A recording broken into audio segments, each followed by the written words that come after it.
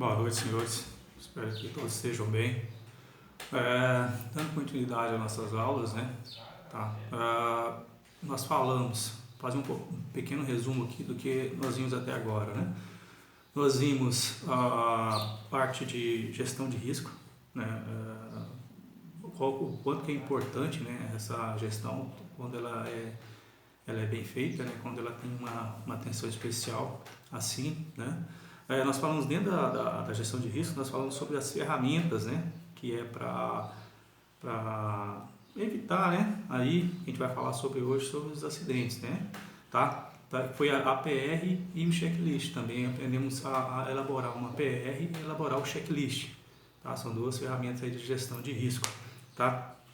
Aí depois nós vimos quais são os riscos ocupacionais, quais são os riscos que tem ali no ambiente de trabalho, né?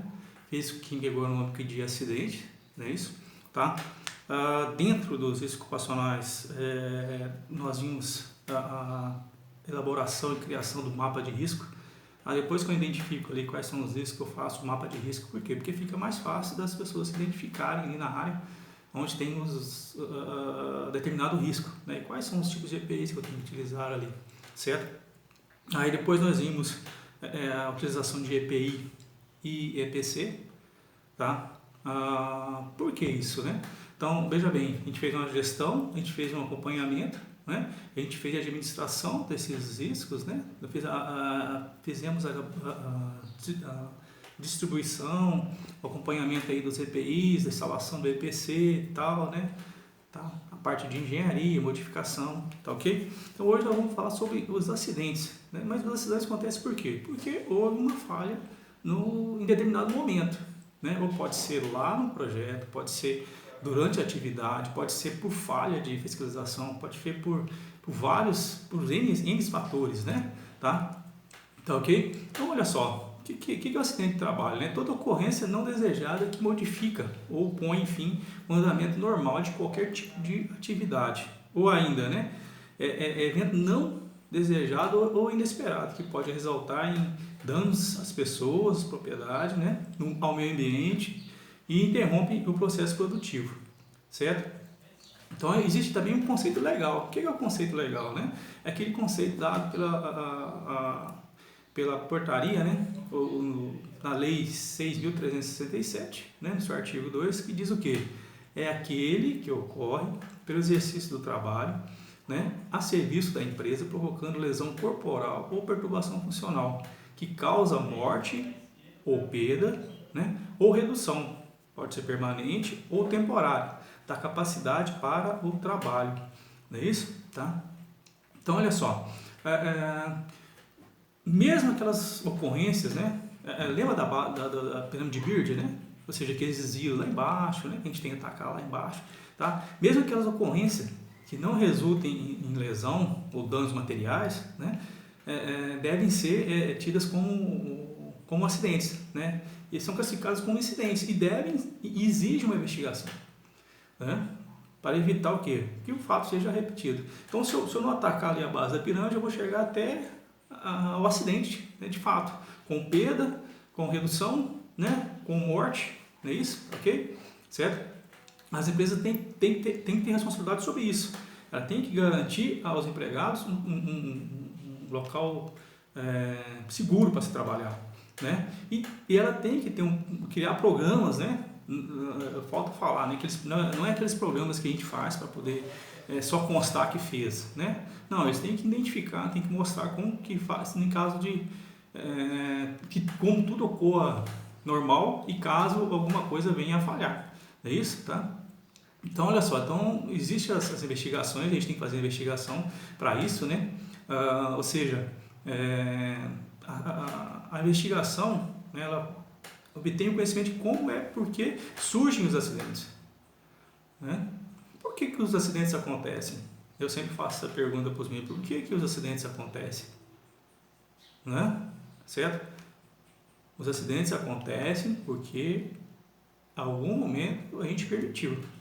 A gente permitiu lá no projeto, permitiu na elaboração do documento, permitiu na liberação da atividade, permitimos na emissão da APR e na verificação do checklist, certo? E por isso que eles acontecem, tá?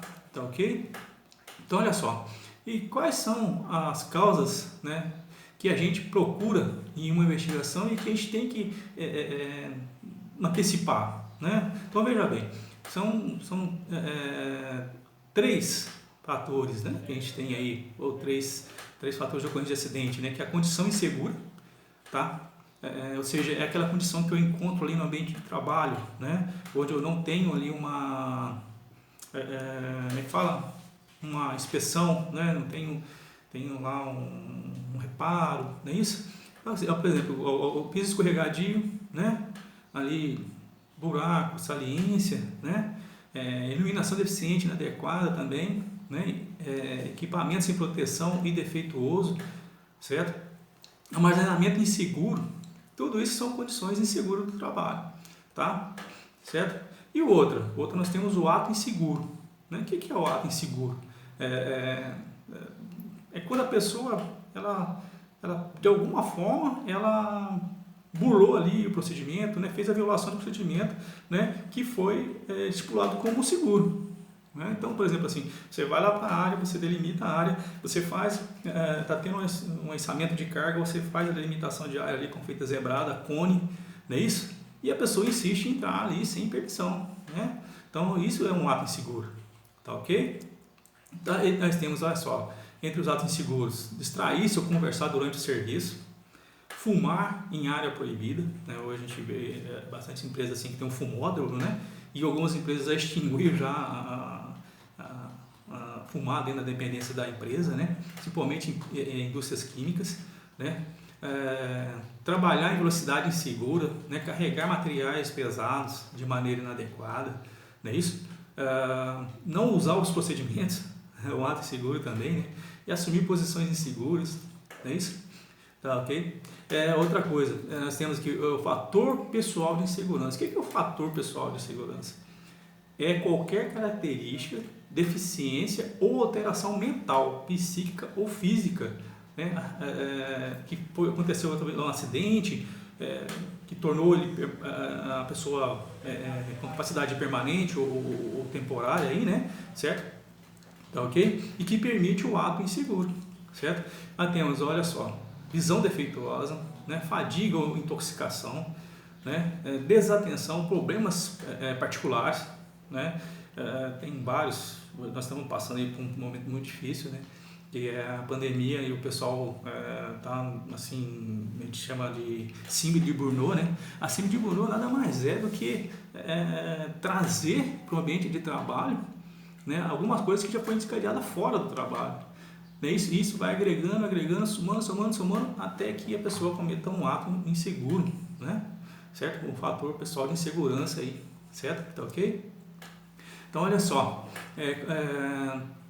quais são as circunstâncias, né, que tem isso aí? Qualquer tipo de lesão ocorrida no local de trabalho, né, a caminho ou volta do trabalho. Então, veja bem, então nós temos aí esses vários momentos que a pessoa pode se acidentar, né? Ou seja, nós temos aí três classificações, né? Três tipos, né? É o acidente típico, que é aquele acidente ali que está na atividade, é isso? A doença profissional, né? Que a doença foi desencadeada pela condição do trabalho ali, né? Mina de carvão, né? Operação com produtos insalubres, né? Produtos químicos. Né? E o acidente de trajeto, né? Ocorre no percurso do local da residência para o trabalho e do trabalho para casa. Então a empresa tem que ter responsabilidade sobre isso, né? Certo? Tá, ok? Nós vamos ver. Então, olha só, e como que classifica esses acidentes? Nós vimos acidente típico, que é no meio do trabalho, a doença ocupacional e o acidente de trajeto. Tá? Isso pode acontecer de que forma, esses acidentes, né? Como que eu classifico isso aí? Acidente sem afastamento, né? Aquele acidente bobinho, o cara vai lá, corta o dedo e volta a trabalhar, ou seja, há uma continuidade do trabalho. Não interrompe, ele vai lá, ele passa, faz um curativo, alguma coisa assim, tá? E volta, né? Não há sequelas graves ou prejuízo considerável, né? Deve ser investigado, com certeza deve ser investigado, né? Por quê? Porque para poder evitar, certo? Não pode passar desapercebido, né? E nós temos acidentes com afastamento, né? quando o empregado acidentado deixa de trabalhar durante algum tempo, devido às consequências do acidente. Tá? Dentro do acidente com afastamento, nós temos a incapacidade temporária, né, que significa que a perda total da capacidade de trabalho durante o dia do acidente pode se prolongar por mais dias. Tá? Certo? É temporário, ele não pode passar de 1 ano. Ele não pode passar de 1 ano de afastamento, certo? Então é temporário, tá?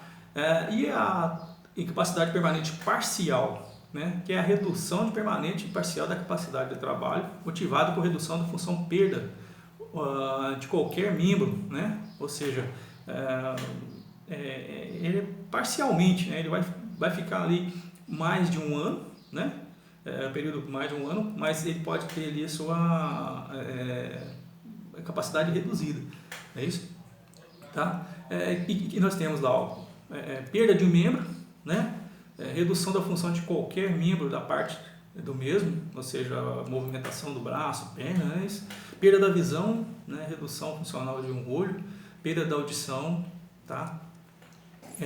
E nós temos também, dentro do afastamento, do acidente com afastamento, nós temos a incapacidade total permanente, que é a perda total, né? Ou seja, é a caráter permanente de capacidade do trabalho, certo? Então, ele não tem mais capacidade, ele perdeu, né?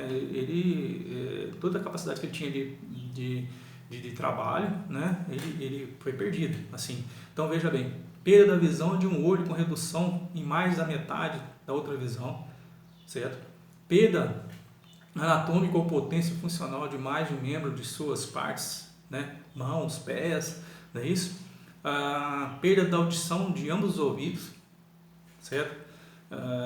Lembrando que aqui na incapacidade total permanente, né?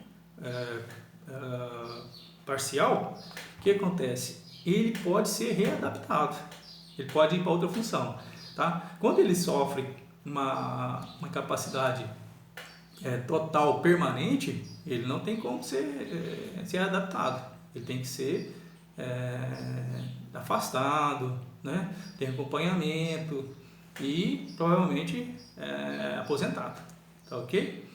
E também, por último, nós temos aí a morte, né? O acidente pode provocar a morte e o funcionário vem a óbito, tá ok? Senhores, muito obrigado. Dúvidas, por favor, me chame no privado, tá? Lembrando que nós temos aí umas aulas pela frente, a gente vai ver também outros tipos de acidente, o que um acidente pode provocar na imagem da empresa, né? O que vocês acham, assim? Será que fica legal, por exemplo, uma empresa que tenha um derramamento de óleo lá no manancial, uma empresa que não tem um desporeamento, não é isso? Então, por exemplo, assim, a empresa está lá e faz muita emissão de poluentes, né? Ou seja, na atmosfera ou no solo ali, certo? O produto dela vai cair. Isso para a imagem da empresa é muito ruim, tá? Então qualquer tipo de acidente, né, é ruim para a imagem da empresa. Nós, como profissionistas, como os técnicos de segurança do trabalho, nós temos que priorizar o acidente zero, tá? Nós temos que acreditar no acidente zero, porque isso faz parte da nossa, vamos dizer assim, cultura, vontade, né, de fazer isso aí. A coisa melhor que tem é você ter aí 1 milhão de horas trabalhadas sem acidente, qualquer tipo de acidente, não é isso? 100 dias, 200 dias, 365 dias sem acidentes, com afastamento, com lesão, né? Então, por isso que a gente tem que ter em mente a gestão de risco, tá? Então, uma boa noite, bons estudos a todos, muito obrigado.